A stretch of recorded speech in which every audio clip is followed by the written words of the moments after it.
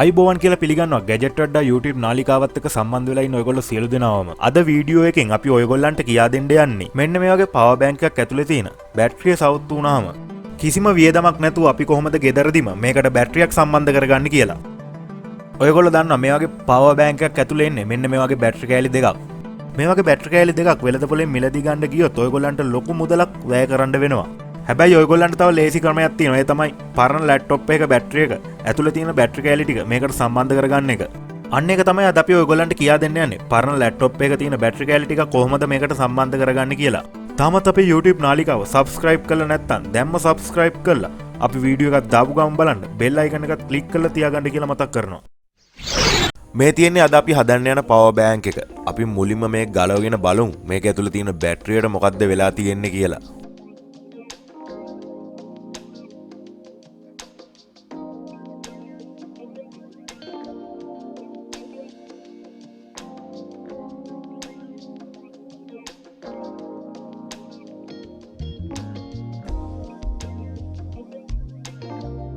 ඔයගොල්ලන්ට පේනවා ඇති මේ බැටරි දෙක සවුත් වෙලා තියෙනවා. ඒ වගේම තමයි මේක charge කළත් කිසිම වෝල්ටේජ් එකක් හිටින්නේ නැහැ. මේ බැටරි දෙකෙන් ගන්න අපිට කිසි වැඩක් නැහැ. එහෙනම් අපි මේ බැටරි දෙක අයින් කරලා අලුතෙන් බැටරි දෙකක් මේකට සම්බන්ධ කරගමු.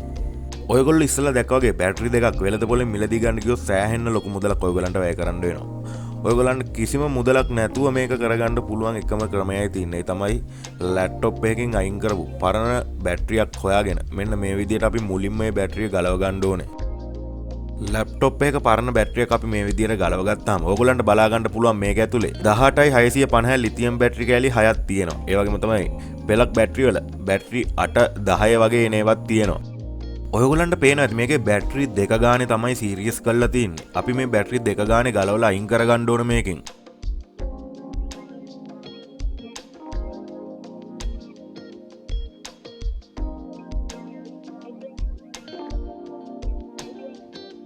මේ විදිහට බැටරි දෙක ගානේ ගලවගත්තට පස්සේ අපි බලමු මේවා වෝල්ටේජ් එක කීයක් තියෙනවද කියලා.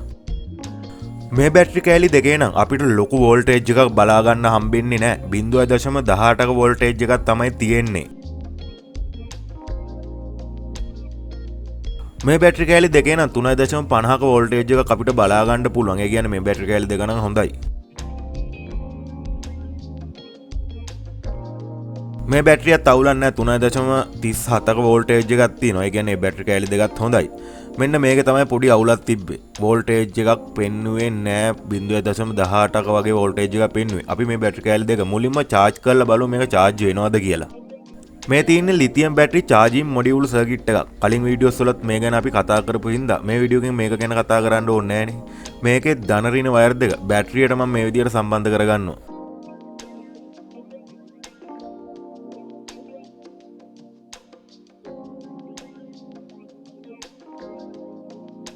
charging module circuit එක මේ විදිහට USB charger එකකට මම සම්බන්ධ කරගන්නවා.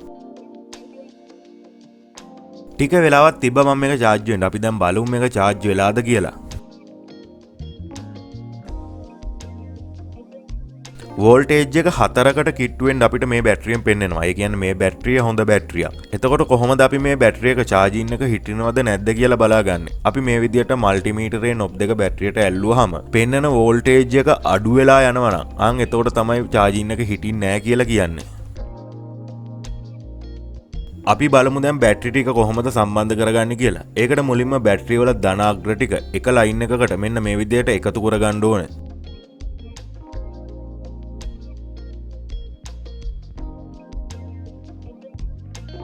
ඊට පස්සේ බැටරි වල ඍණ අග්‍ර ටිකත් මේ විදිහට එක ලයින් එකකට අපි සම්බන්ධ කරගන්න ඕනේ. ඒ විදිහට බැටරි පැක් එකේ දැන් වෝල්ටේජ් එක බැලුවොත් අපිට බලා ගන්න පුළුවන් 3.58ක වෝල්ටේජ් එකක්. අපි දැන් බැටරි වල ධන ඍණ ලයින් වලට මේ විදිහට වයර් කෑලි දෙකක් සම්බන්ධ කරගමු අපේ පවර් බැංක් එකට සම්බන්ධ කරගන්න ඕන හින්දා.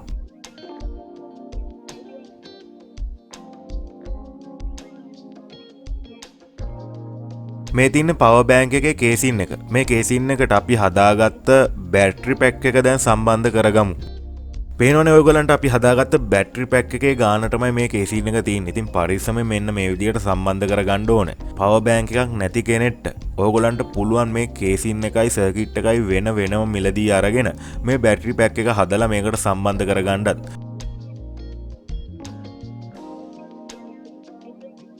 අපි හදාගත්ත බැටරි පැක් එකේ ධනරින වයර් දෙක කලින් බැටරි එක සම්බන්ධ කරලා තිබ්බ තැනටම මෙන්න මේ විදිහට සම්බන්ධ කරගන්නවා.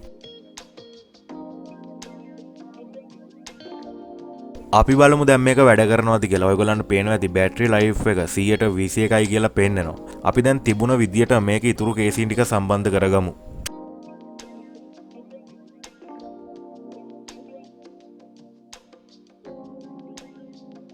ඔයගොල්ලන්ට කලින් මතක නම් මම මේක ඔන් කරපු වෙලේ 121යි තිබ්බේ. මම පොඩි වෙලාවක් charge කරගත්තා. දැන් 122 වෙලා තියෙනවා. අපි දැන් බලමු මේකෙන් අපේ ෆෝන් එක charge වෙනවද කියලා. හරි ඔයගොල්ලන්ට පේනවාද දැන් අපේ ෆෝන් එක charge වෙනවා. ඒ කියන්නේ අපේ power bank එක superior වැඩ කරනවා. ඉතින් ඔයගොල්ලන්ටත් පුළුවන් මෙන්න මේ විදියට ඔයගොල්ලන්ගේ power bank එක හදාගන්න. ඔන්න ඔය විදියට තමයි අද වීඩියෝ එක ඉවර වෙන්නේ. ඉතින් මේ වීඩියෝ එක හොඳයි නම් ඔයගොල්ලන්ගේ යාළුවන්ටත් බලන්න අනිවාර්යයෙන්ම share කරන්න. ඔයගොල්ලන්ගේ අදහස මොකක් වුණත් යටින් comment එකක් දාන්න. අපේ YouTube නාලිකාව තාම subscribe කරලා නැත්නම් subscribe කරලා අපි වීඩියෝ එකක් දාපු ගමන් bell icon එකත් click කරලා තියාගන්න. තවත් මේ වගේ වීඩියෝ එකකින් හම්බ වෙනකම් ඔයගොල්ලන්ට සුබම සුබ දවසක්.